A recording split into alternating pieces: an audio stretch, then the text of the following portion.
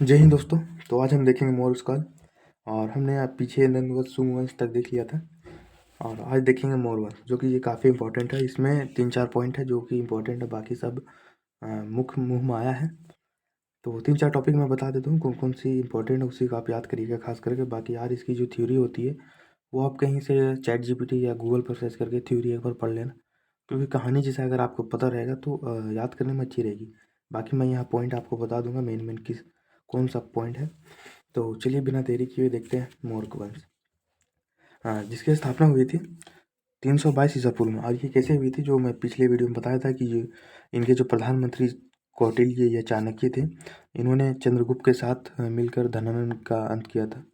और वो जो धनानंद था काफ़ी सही राजा नहीं था, जिसके कारण उसे प्रजा भी नहीं मानते थे और उससे हमेशा नाराज रहते थे।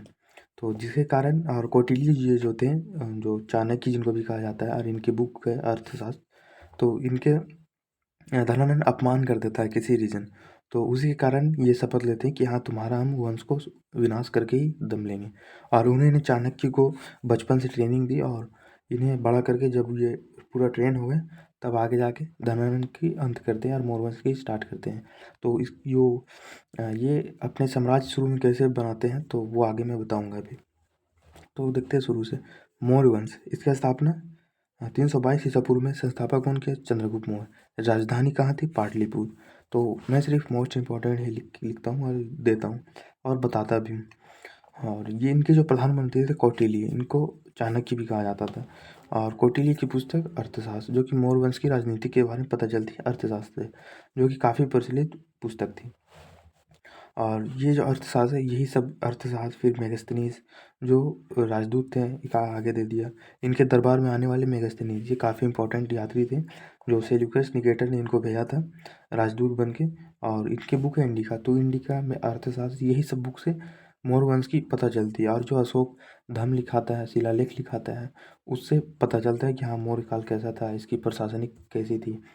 तो मौर्य काल की इस तरीके से पता चलती है, यात्रियों विवरण, फिर अर्थशास्त्र है। फिर आगे देखते हैं चंद्रगुप्त मौर्य का राज्यपाल तो कौन था? पुष्यगुप्त। ये काफ़ी इंपॉर्टेंट नाम है, क्योंकि क्वेश्चन जो पुष्यमित्र ने एक झील बनवाया था जो सुदर्शन झील था, और ये कहाँ है? गुजरात में। तो क्वेश्चन ऐसे बने थे चेक बोर्ड में 12 की, कि सुदर्शन झील का मरम्मत किसने करवाया था? तो वो कौन कराया था? पुष्यगुप्त ने। और ये किसके काल में हुआ था? तो चंद्रगुप्त मौर्य के काल में। और ये चंद्रगुप्त का कौन था? राज्यपाल था। तो ऐसे रिलेट करके क्वेश्चन आपको पढ़ना है और एग्जाम की दृष्टि से आपको देखना है। तो सुदर्शन झील कहाँ है? गुजरात में। इसे कौन प्रिपेयर करवाया था? पुष्यगुप्त। किसके काल में? चंद्रगुप्त मौर्य के काल में। फिर देखते हैं चाणक्य। चाणक्य को विष्णुगुप्त भी कहा जाता है तथा कौटिल्य भी कहा जाता है, पर मुख्य नाम चाणक्य है। इनकी बुक अर्थशास्त्र बता दी हूँ। और ये तक्षशिला के ब्राह्मण थे, और तक्षशिला के विश्वविद्यालय के अध्याय भी थे। अध्यापक जो टीचर जिन्हें कहा जाता है, अध्याय। और चंद्रगुप्त मौर्य का अन्य नाम, जो दो नाम है, एक है सेंडोकोस्टस, जो ये यूनानी जो बाहर से आए हुए थे यात्री, वो इनको ये नाम दे कर गए थे। तो ये दोनों आप इम्पोर्टेंट नहीं है, तो पर क्वेश्चन बने तो आप एक बार देख लीजिएगा। फिर देखते हैं इम्पोर्टेंट क्या है। जब चंद्रगुप्त मौर्य मगध का शासक था, उसी समय यूनानी आक्रमण सेल्यूकस आया। जो सेल्यूकस आया था, मतलब मगध शुरू में जो ये चंद्रगुप्त मौर्य थे, जो हमारा मगध है, जो आज का पटना बिहार है, तो ये एरिया में कौन था? इसका राज था धनानंद का राज था। तो जब चाणक्य ने क्या किया, चंद्रगुप्त के साथ जो दूरी इलाके की जो राजधानी थी, जैसे कि उधर अभी के टाइम में पंजाब, पाकिस्तान, अफगानिस्तान, इधर की जो राज थी, इधर से कब्जाना स्टार्ट किया। क्योंकि पहले युद्ध लड़ने के लिए पहले शक्ति चाहिए और सेना चाहिए, तो इसलिए जो दूर दरार के जो राज्य थे उनको अपनाना स्टार्ट किया। तो उधर का आक्रमण किया, तो वहाँ पे चंद्रगुप्त को मिल गया सेल्यूकस।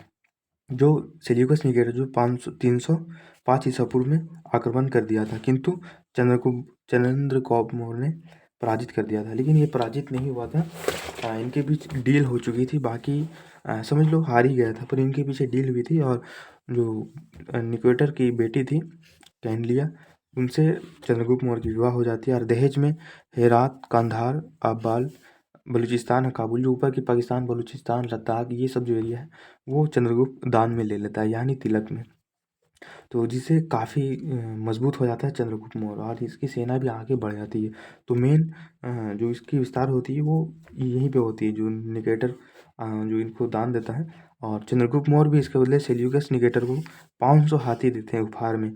और इससे काफ़ी जो उनके साथ समझौता हुआ था, यही हुआ था कि उनसे इनका ये इम्पोर्टेंट नहीं है जो उनकी बेटी से शादी विवाह होता है, ये इम्पोर्टेंट नहीं। इम्पोर्टेंट ये है कि ये सब जो ऊपर की काबुल, अफगानिस्तान, पाकिस्तान, पंजाब, ये सब की जो जगह थी वो सेल्यूकस निकेटर ने चंद्रगुप्त मौर्य को दे दिया। और बदले में चंद्रगुप्त मौर्य ने उपहार के रूप में 500 हाथी दान में दिया था, जो कि सेना के लिए बहुत ही इंपॉर्टेंट थी उस टाइम में। सेल्यूकस बहुत ही प्रसन्न हुआ था और उसने पूरा समर्थन किया चंद्रगुप्त के साथ। और चंद्रगुप्त को बाहर इंटरनेशनल से भी इनको सपोर्ट मिल गया था, क्योंकि वो जो निकेटर सेल्यूकस था वो यूनानी राजा था।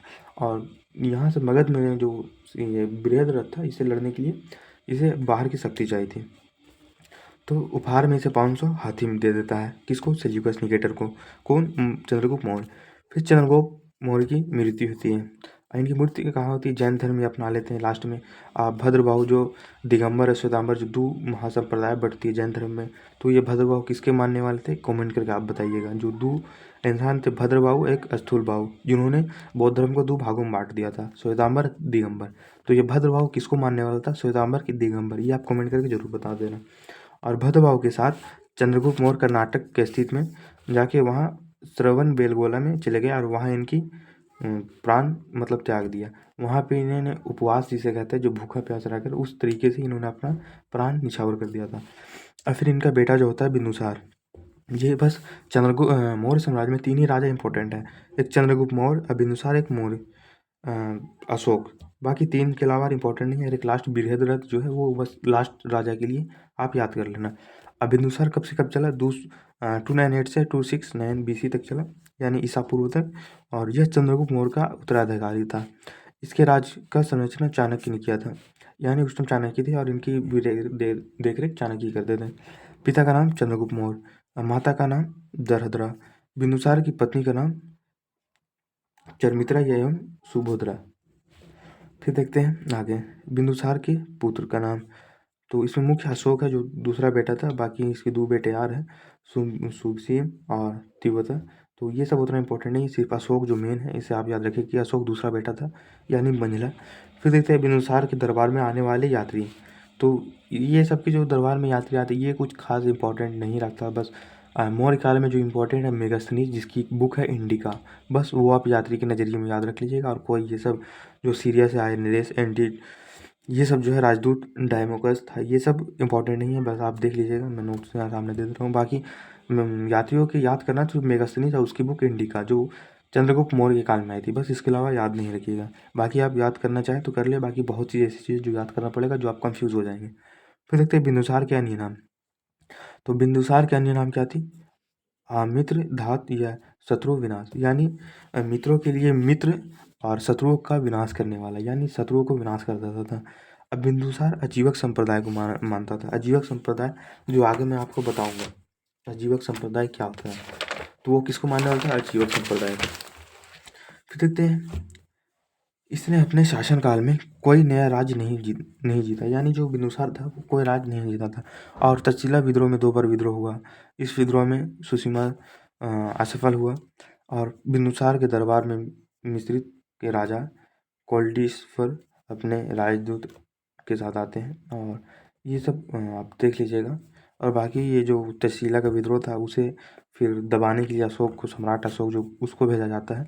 और जो कि इसके बाद और भी शासकों को भेजा जाता है, जो इसके उत्तराधिकारी थे, बिंदुसार के पुत्र, उनको भेजा गया, लेकिन वो असफल रहे थे। लेकिन जो ये अशोक था वो उनको भेजता है और वो अशोक वहाँ का विद्रोह को दबा देता है, यानी शांत कर देता है, जिसमें इसका काफ़ी नाम होता है। वहीं से ये राजतंत्र में घुस जाता है। फिर देखते हैं सम्राट अशोक। यह 259 ईसा पूर्व 232 ईसा पूर्व तक राज करता है। यह बिंदुसार का उत्तराधिकारी था और इसका जन्म 304 ईसा पूर्व में पाटलिपुत्र में हुआ था। और ये इनके बारे में कहा जाता है कि जो सम्राट अशोक थे, ये अपने 100 भाई को मारकर कुआं में बिक दिया था, तब ये जाकर सम्राट अशोक बना था। यानी अशोक बनने के लिए, यानी राज सिंहासन पाने के लिए इसने अपने 100 भाइयों को मार दिया था। पिता बिंदुसार, माता का नाम सुभद्रा दांगी। फिर देखते हैं नोट, एक यहाँ दे दिया।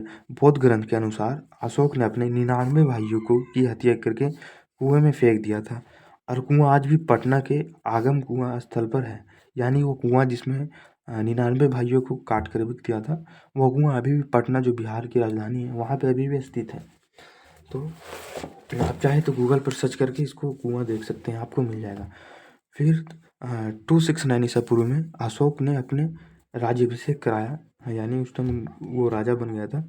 और राज्याभिषेक के 8वें वर्ष अर्थात 261 ईसा पूर्व में अशोक ने कलिंग पर आक्रमण कर दिया और कलिंग की राजधानी तेसली पर अधिकार कर लिया। कलिंग जो आज का उड़ीसा है, जो झारखंड के नीचे है और छत्तीसगढ़ के बगल में है, उड़ीसा, उससे पहले कलिंग नाम, क्योंकि पहले जनपद चलता था, महाजनपद।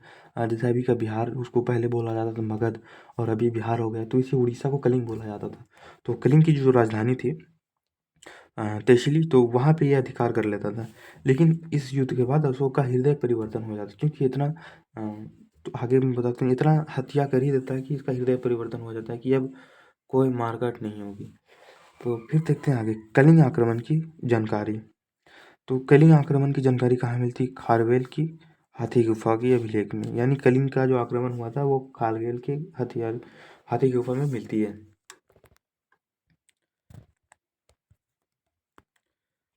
फिर देखते हैं आगे, उस समय कलिंग का राजा नंद राज था, और कलिंग में हुए भीषण नरहंसांग देखकर अशोक ने हृदय परिवर्तन कर दिया, और उसके बाद युद्ध नीति को त्याग दे दिया था, क्योंकि वहाँ पे 1 लाख से ज़्यादा को मार दिया गया था, खून खराबा था कि अशोक का हृदय परिवर्तन हो चुका था। और कलिंग आक्रमण के बाद अशोक ने बौद्ध धर्म को अपना लिया। अशोक कौन धर्म को? बौद्ध धर्म को। अशोक ब्राह्मण धर्म का अनुयायी था, बाद में उसे ने पहले ब्राह्मण धर्म को मानता था, फिर बौद्ध धर्म को अपना लेता है। और अशोक ने बौद्ध धर्म के प्रचार प्रसार के लिए अपने बेटे महेंद्र और बेटी संधमित्र को श्रीलंका भेजा था। ये जो उसके बेटे हैं और बेटी है, ये इंपॉर्टेंट है। वो किसी प्रचार के लिए कहाँ भेजा था? तो श्रीलंका। फिर अशोक के काल में होने वाली बौद्ध संगति, जो कि तीसरी बौद्ध संगति थी 291 ईसा पूर्व में, जहाँ पे पाटलिपुत्र में हुई थी, और अध्यक्षता मेगा मोगलीपुत्र ने किया था। और यहाँ पे जो बौद्ध धर्म के त्रिपिटक है, त्रिरत्न, जो अभिधम पिटक है, जो लास्ट है, वो यहीं बना था। और कौन बनाया था? अशोक ने बनवाया था। जो त्रिरत्न है, त्रिपिटक, विनय पिटक, अभिधम पिटक, और एक और पिटक का आप नाम बता दें कमेंट करके, तो ये देख लें। और जो तीसरा अभिधम पिटक बना था 261 ईसा पूर्व में, तीसरी बौद्ध संगति में अशोक ने बनवाया था। फिर देखते हैं अशोक ने झेलम नदी के तट पर श्रीनगर की स्थापना की थी, और इसकी जानकारी काल्हवन की पुस्तक में, राजतरंगिणी जो बुक है, उसमें मिलती है। और अशोक पहला ऐसा शासक था जिसने अभिलेख के माध्यम से पूरी संदेश पहुंचाया था। अभिलेख क्या होता है कि किसी पत्थर या कड़े चीज में खोद कर, या मंदिर पत्थर कुछ भी करके लिखवा दे, उसे अभिलेख कहा जाता है। फिर अशोक के अभिलेख की भाषा कौन सी थी? प्राकृतिक। और अशोक का अन्य नाम, तो ये इंपॉर्टेंट है, अशोक का जो अन्य नाम कहा जाता है देव नाम प्रियदर्शी, जो इन्हें उपाधि मिली थी। यानी देव मतलब देवता के नाम से, मतलब देवता के नाम से प्रियदर्शी, यानी देवता के चहीते, इसका अर्थ होता है देव नाम प्रियदर्शी। फिर देखते हैं अशोक का नाम, अशोक किस अभिलेख में है? तो मस्करी, गर्जन, या जो नीति उदय गोलन में है, हाँ, वो अभिलेख में अशोक का नाम अशोक है। बाकी सब में बहुत जगह आपको देव नाम प्रियदर्शी मिलेगा, और इनके अभिलेख की संख्या 14 है। और इस अभिलेख को खोजकर्ता कौन है? जेनियर्स। और इसे पढ़ा कौन? जो सबसे पहले पढ़ा था वो जेम्स प्रिंसप ने। तो ये काफ़ी इंपॉर्टेंट है कि सबसे पहले अभिलेख को किसने पढ़ा, ये पूछ दे तो जेम्स प्रिंसप ने, और अशोक की पूछ दे तो ये उसी का सबसे पहले पढ़ता है अभिलेख में। और कब पढ़ता है? तो 1838 से या 37, दो ऑप्शन आपको अगर मिला, 237 मिलेगा या 238, दोनों में से कुछ भी आ जाएगा। तो आप लोग ध्यान में रखिएगा, मेन 1838 ही याद रखना है, पर 1837 भी दे देता है और 38 भी दे देता है, तो आप इसमें कंफ्यूज नहीं होइएगा। फिर थे अशोक के अभिलेख की लिपि कौन कौन थी? ब्राह्मणी जो भारत की थी, खरोष्टी पाकिस्तान, और माई लिपि जो अफगानिस्तान, और ग्रीक लिपि जो अफगानिस्तान में चलती थी। तो ये कुछ लिपियां हैं जो आप लोग देख लीजिएगा। फिर देखते हैं कलिंग का युद्ध। कलिंग का युद्ध 261 बीसी में, कलिंग जो आज का उड़ीसा है, कौन सी नदी? दाय नदी के तट पर होती है। राजा पद्मनन, और राजधानी तेशली। तो अशोक ने धम्म चक्र की आरंभ कर दी थी। अशोक मगध के सम्राट बने, यह किसी शिलालेख में लिखा है। वो कौन सा शिलालेख में लिखा है? तो भव्य शिलालेख में लिखा है कि अशोक मगध के सम्राट बने थे। और अशोक की शिलालेख की संख्या कितनी? 14। फिर से मैं रिवीजन करवा दे रहा हूँ क्योंकि वो पहले बता दिया अशोक की शिलालेख कितनी थी। तो अशोक की शिलालेख 14 थी। अब महत्वपूर्ण 5 शिलालेख थी, बस ये पाँचों आपको याद करना है और बाकी 14 याद नहीं करना है। ये जो 5 है, प्रथम शिलालेख पाशुबलि की निंदा, फिर मतलब पशुओं की निंदा मतलब मारना नहीं है, उसकी हत्या नहीं करना है। फिर आता है द्वितीय शिलालेख पशु चिकित्सा यानी पशुओं के लिए अस्पताल खुलवाता है। फिर चतुर्थ शिलालेख जो धनघोष नीति को लाता है। फिर 13वां शिलालेख जो कलिंग युद्ध के बारे में दिया गया कि हाँ युद्ध गलत है, जो उसके बाद जो बौद्ध धर्म में अपना लेता है और हृदय परिवर्तन होता है और युद्ध को छोड़ देता है। फिर 14वें शिलालेख जिसमें जनता को धार्मिक जीवन व्यतीत करता है, यानी धर्म कोई भी जाति या अपना धर्म या आराम से जी सकता है। तो अशोक के स्तंभ ले तो ये आप कुछ देख लीजिएगा, जो जो दिल्ली टोपरा है, मेरठ है, कौशाम्बी है, लुरिया, नंदागढ़ है, तो ये सब आप देख लीजिए, इंपॉर्टेंट नहीं है, लेकिन ये आपको जो पाँच प्रथम जो महत्वपूर्ण 5 शिलालेख है ये बहुत इंपॉर्टेंट थी, इसको आप देख लीजिएगा। फिर देखते हैं आगे।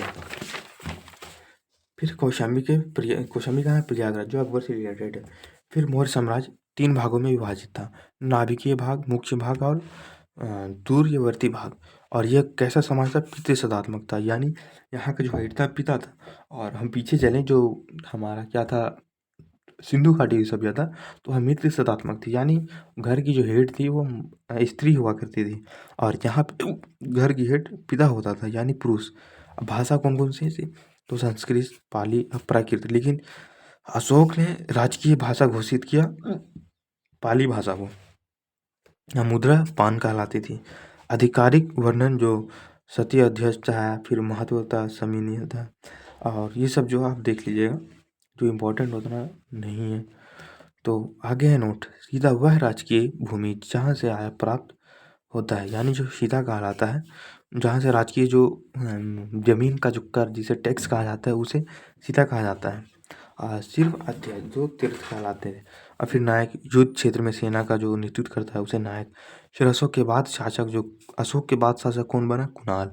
और जो मौर्य वंश का अंतिम शासक वीरभद्र, जो कि फॉर एग्जाम्पल बौद्ध धर्म का पतन होने का कारण बताता हूँ, क्योंकि जो अशोक था वो युद्ध को छोड़ चुका था और जब अशोक के मरने के बाद जो कुणाल जो आया वो भी अपने जो पिता का आज्ञा को मानने वाला था और वही रास्ते पे युद्ध नहीं करने वाला था।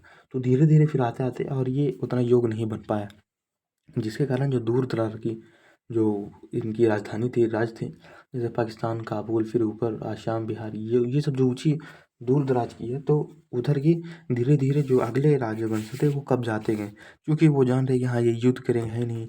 और बहुत से आपदा आई, जैसे कि बहुत इतने सैनिक को नहीं संभाल पाने के कारण, अगर इसी कारण नहीं हो पाया।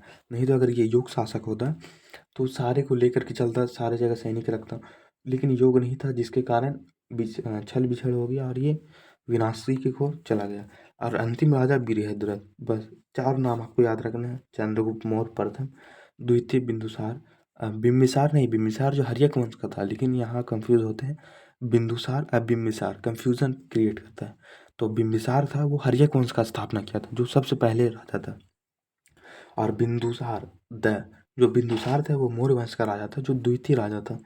और उसके बाद मौर्य वंश जो सम्राट अशोक, और तीसरा जो मौर्य अशोक के बाद का राजा कुणाल, और अंतिम राजा बृहद्रथ। तो बृहद्रथ की हत्या पुष्यमित्र शुंग जो बृहद्रथ का मंत्री था, उसी ने खुलेआम इसकी हत्या कर दी और शुंग वंश की स्थापना कर दी। तो ये थी मौर्य वंश, और कल हम देखेंगे पुष्यमित्र शुंग की कहानी, जो शुंग वंश। तो यहाँ से आप लोग को समझ में आ गया होगा। बाकी मेरा मोटिव है, मेन जो टॉपिक है उसे कवर करना। बाकी आप लोग चैट जीपीटी पर सर्च करके देखेंगे तो वहाँ अच्छे से टॉपिक आपको मिलेगी, वहाँ से पढ़ सकते हैं। बाकी इसको 102 बार रिवीजन कर लेना। तो मिलते हैं नेक्स्ट वीडियो में। जय हिंद।